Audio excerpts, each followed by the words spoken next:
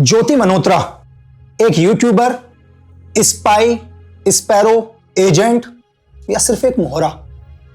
आप लोग डिकोड करो यार। पिछले 2-3 दिन से आप लगातार हर न्यूज चैनल में एक ही नाम सुनाई दे रहा है आपको, ज्योति मल्होत्रा, पाकिस्तान के एक स्पाई।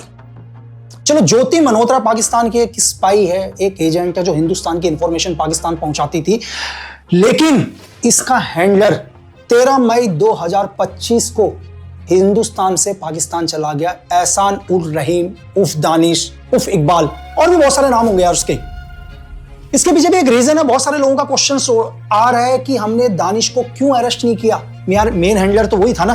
तो मैं आपको यह बताऊं कि 1961 वियना समझौते के तहत, या यूं कहें 1961 वियना कन्वेंशन डिप्लोमेट रिलेशन के तहत, हम किसी भी ऐसे आदमी को अरेस्ट नहीं कर सकते जो किसी हाई कमीशन में काम कर रहा हो या किसी एम्बेसी के अंदर काम कर रहा हो।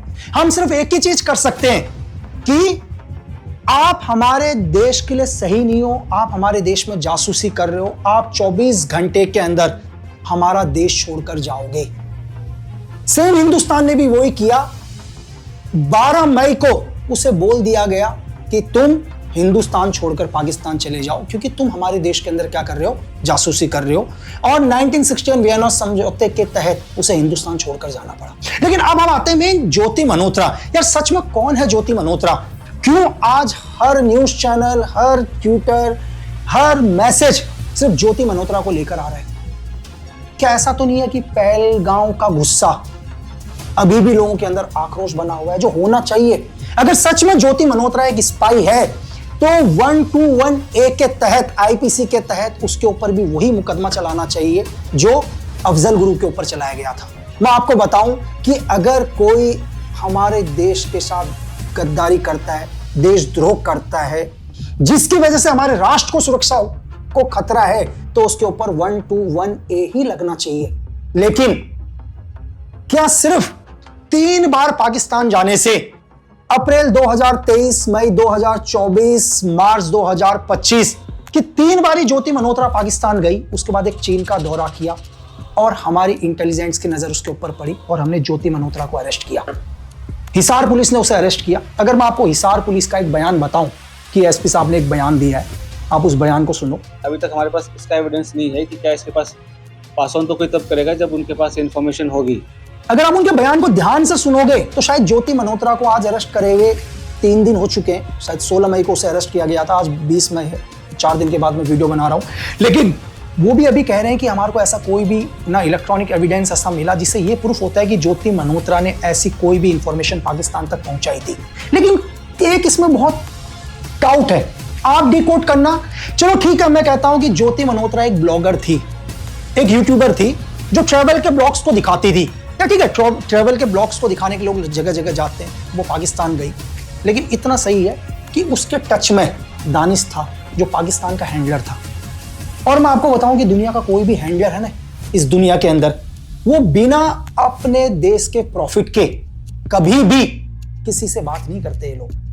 क्यों वो ज्योति मल्होत्रा के टच में आया? और जब ज्योति मल्होत्रा पाकिस्तान गई तो उसने वहां की इंटेलिजेंस के 3 बड़े ऑपरेटिव या इंटेलिजेंस ऑफिसर बोलो, उनसे ज्योति मल्होत्रा की मुलाकात करवाई। उन लोगों ने उन्हें क्या बोला ये तो इंटेलिजेंस ऑफिसर जानते होंगे या ज्योति मल्होत्रा जानती होगी। लेकिन मैं आपको ये समझाने की कोशिश करता हूं, लेकिन यार ज्योति मल्होत्रा के पास एक्सेस था क्या जो पाकिस्तान को दे सकती थी?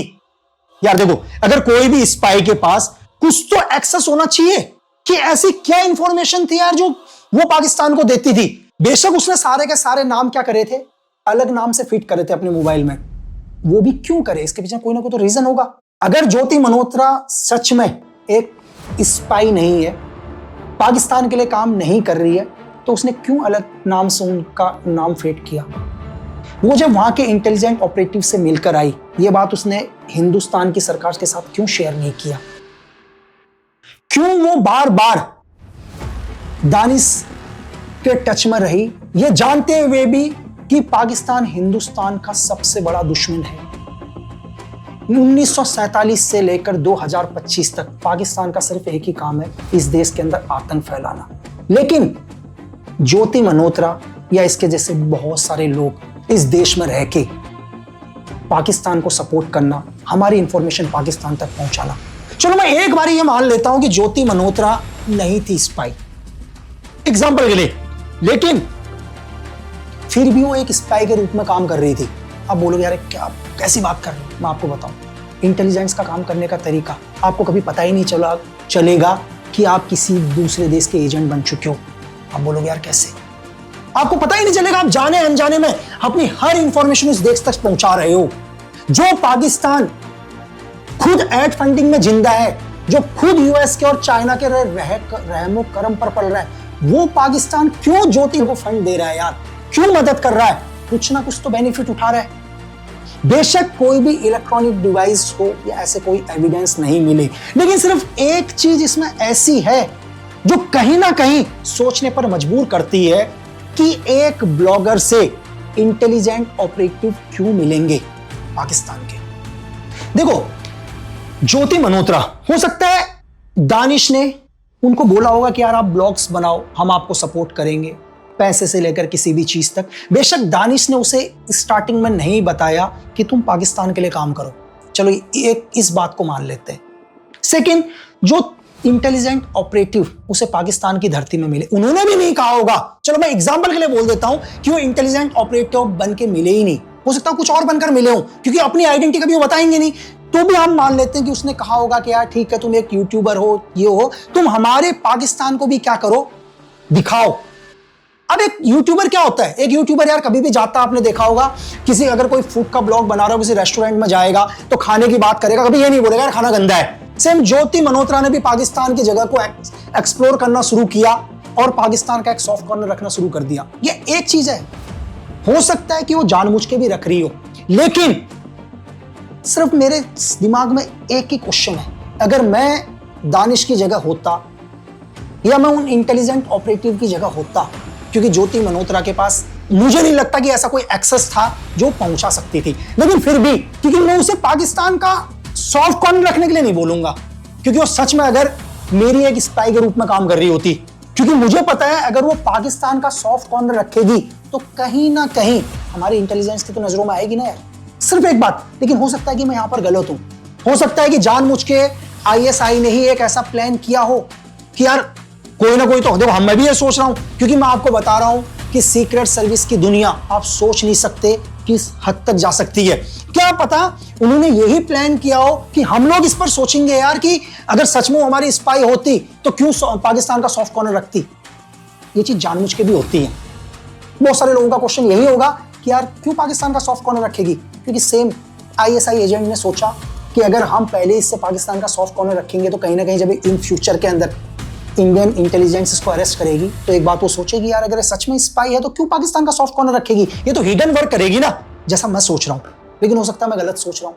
अगर जो मुझे लगता है कि अगर ज्योति मल्होत्रा के पास पाकिस्तान को चीज देने के लिए थी, एक्सेस के मामले में वो एक बहुत बड़ा एक्सेस था उसके पास जो पाकिस्तान के आईएसआई की हेल्प कर सकती थी, उस पर मैं बाद में आऊंगा। पहले एक चीज कि ज्योति मल्होत्रा एक ट्रैवल ब्लॉगर थी, वो जगह जगह को एक्सप्लोर कर सकती है नॉर्मली तरीके से, और वो यार कोई भी पाकिस्तान का आदमी आकर भी वो चीजों को रैकी कर सकता है इनडायरेक्ट तरीके से। लेकिन ज्योति मल्होत्रा किसी भी ऐसे सेंसिटिव एरिया के अंदर तो वो भी एंटर नहीं कर सकती। ऐसा तो है नहीं कि ज्योति मल्होत्रा बोले मैं ट्रैवल ब्लॉगर हूं और बोले यार मुझे इंडियन आर्मी के अंदर का ब्लॉग करना है, पॉसिबल ही नहीं है भाई।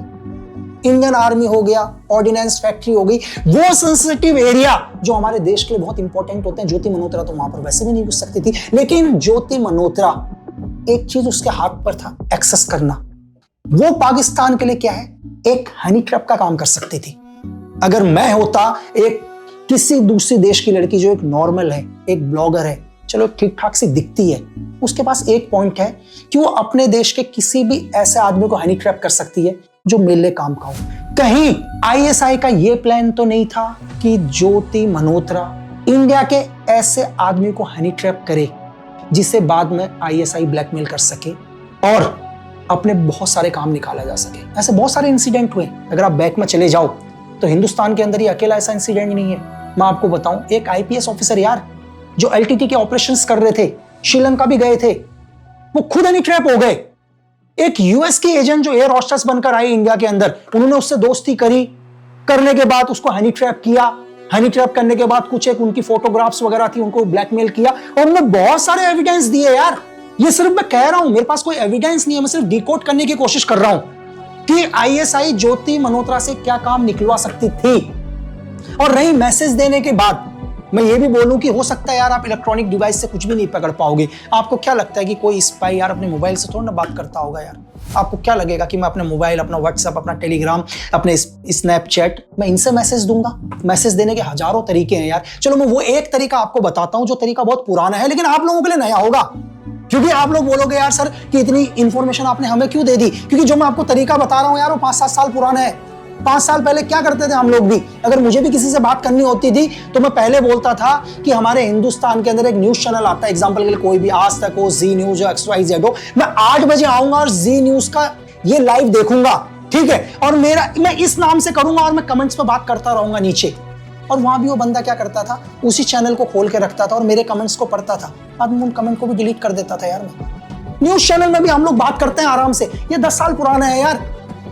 आज तो आप छोड़ दो, मैसेज देने के हजारों तरीके हैं, लेकिन मैं अपना मोबाइल फोन वगैरह यूज नहीं करूंगा तो बहुत नॉर्मल है यार। ये इलेक्ट्रॉनिक एविडेंस मिलना तो बहुत ही मुश्किल है।